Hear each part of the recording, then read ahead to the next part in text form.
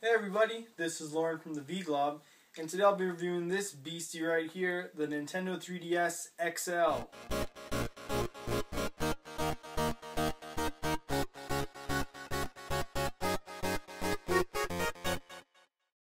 Gone is the glossy fingerprint magnet finish of the original.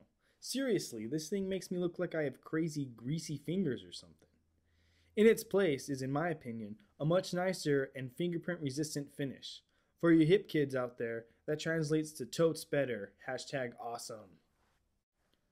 The XL itself is a fair bit larger, as you can see, but about the same thickness as the original. But what really sets the XL apart from the original is the screen, coming in at 90% larger because we all just love percentages so much, and yet the same resolution as the original. Now in theory this would mean that we would just get blown up images, thus making the game quality look worse. This is not the case. While I found there to be a few noticeable differences, the sheer joy of having a Vita-sized screen to enjoy my Nintendo games on it far outweighed any graphical discrepancies. The 3D effect of the original was pretty harsh on my eyes. Playing for more than an hour left me with an incurable headache rendering 3D play a hassle. I'm pleased to report, however, that the XL has remedied this quite well. The 3D effect is more subtle, allowing for extended, comfortable, and immersive 3D play. My biggest gripe with the original system was the grip. It wasn't comfortable to hold, and my wrist would do this uncomfortable bendy anything.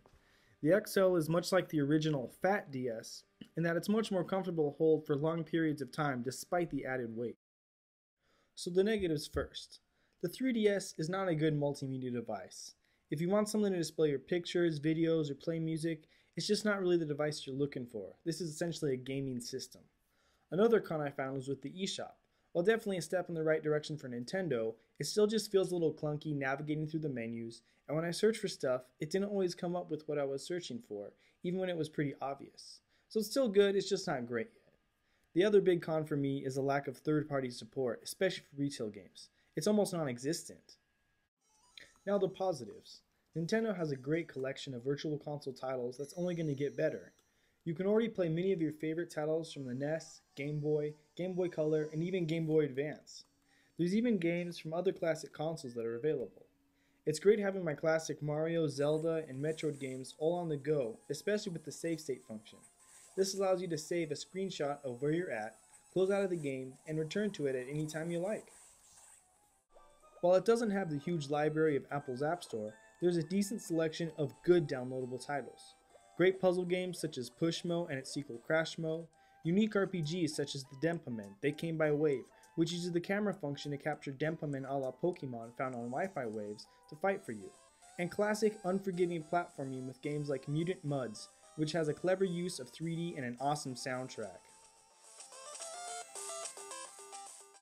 The 3DS is also home to quirky apps like SwapNote, that while not very practical, are fun to use and really help extend the amount of time I spend with the device. Sending, although as you can see badly written letters to the people on my friends list, is fun and easy, although you may want to avoid this if your penmanship is any worse than mine. The verdict. Somewhere along the line, the XL became greater than the sum of its parts. It may not have the most cutting-edge tech, but it really puts to use what it has in a fun and engaging way. Using it reminds me of being a kid again when the games were just about games and fun to play. The 3DS XL, although not without flaws, is a great system that I give my full recommendation. So now if you decide to purchase one either for yourself or as a gift, here are some great games you can get, all of which can be purchased on the eShop. And with that, I want to wrap up this video review of the Nintendo 3DS XL and want to thank you for spending some time with us here at the VGlob. If you have any questions about the 3DS, feel free to leave the comments below in the comment section and I'll be sure to get back to you. Thanks a lot and have a great day.